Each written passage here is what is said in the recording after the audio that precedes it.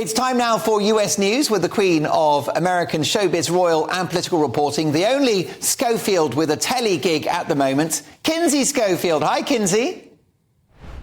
You are so savage. Great show today, but I don't think he's talking about you, Mark. You are definitely the opposite of fake. Well, I hope so. And we're warts and all here on GB News and Mark Dolan tonight. Listen, I understand that this story even reached America. Yes, I mean, I do think that This Morning is an iconic brand, which is why the idea of it not existing is so surprising to me.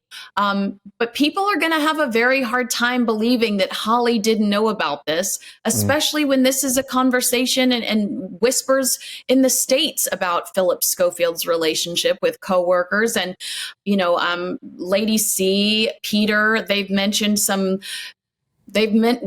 pretty legitimate arguments. I can't say everything Lady C said because I'm frightened to, quite frankly. But the idea of Twitter, there are online sleuths that put together Twitter when Phillip followed certain individuals on Twitter, when Phillip started openly engaging with certain individuals on Twitter. There are online sleuths that have put the puzzle together, and you can see when relationships formed and when he was comfortable openly engaging with certain individuals, and that content, it exists out there. And you know, that's the kind of stuff I was going through over here in LA when I was hearing these whispers. I started looking at these blogs and seeing a lot of the accusations, and so it's hard to believe that Holly would have no idea, and that Holly would just take this man at his word and not sit back, open up her computer, and start investigating some of these accusations that were being made about him. Well, yes, we know about big US TV networks that have protected their big stars because they don't want to damage the cash cow, but the truth comes out in the end. Yes. There you go. And there was that brilliant show, the Apple TV series, The Morning Show, covering a similar story. Can we talk about Harry and Meghan now? Are they on the rocks? Is there trouble in paradise?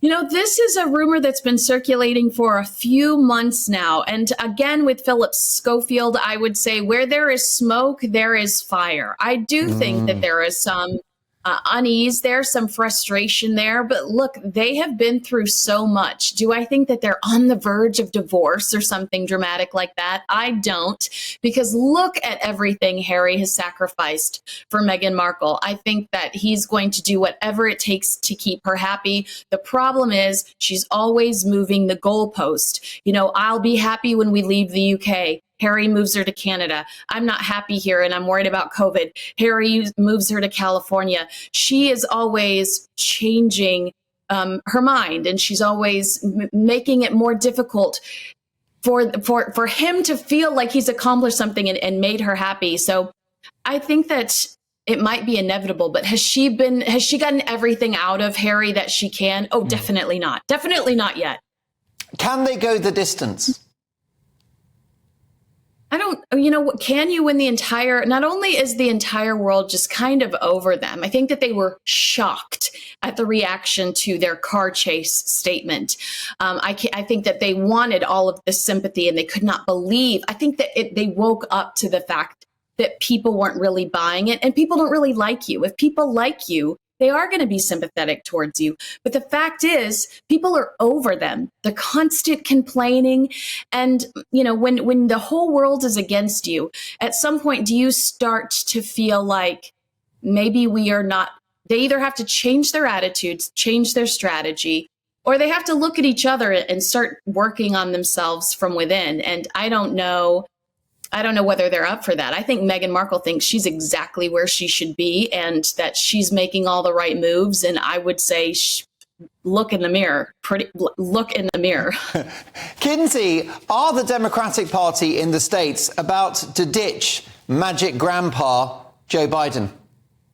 Oh, my goodness, Mark. Forbes media CEO Steve Forbes says that there's no way that Joe Biden could be the Democratic candidate, solely based on the government's inability to control spending, ongoing negotiations on the debt ceiling. I mean, he talked to Fox News, which recently ran a poll that said 83% of Americans believe the economy is in a poor state, and he said that Americans are going to blame Joe Biden for the economy, and that Democrats are going to have a hard time putting him up as the presidential candidate solely based on those numbers. I mean, this is a guy who's got plenty of money. He's clearly an expert in it. So I'm curious to see if that's the case. Kinsey, great to have you back on the show. We'll see you in a week's time. The Queen of US showbiz and royal reporting, Kinsey Schofield.